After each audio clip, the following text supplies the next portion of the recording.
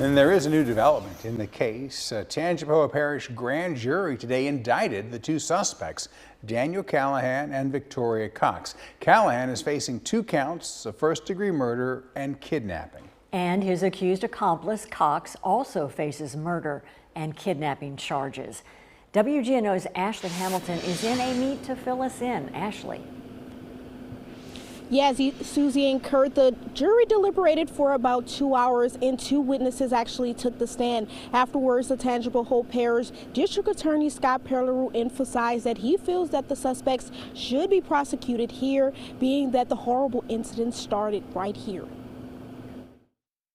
Daniel Callahan and Victoria Cox are now officially charged with the murders of 35-year-old Callie Brunette and her 4-year-old daughter, Erin.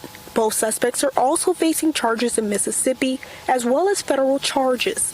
But Tangipahoa Parish District Attorney Scott Perleroux wants to be the first to prosecute them. If we are done and it wants to be done other places, that is of course at their discretion. It involves local people here, and I feel strongly that this community deserves the right to have it ultimately resolved and decided here.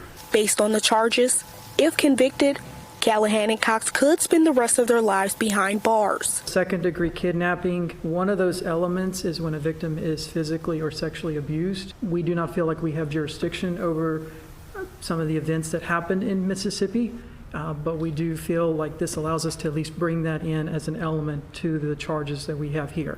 Callahan and Cox are also charged with first-degree murder. When asked about the death penalty, Perleroux says his office has not decided. I would just like the opportunity to have more of a discussion with the family about this, that particular issue on the death penalty. Again, it's not all about me. I want to talk to the family. Sober, no drugs in my system, I will. As far as Callahan's off-the-cuff confession after his arrest in Mississippi, it obviously helped prosecutors.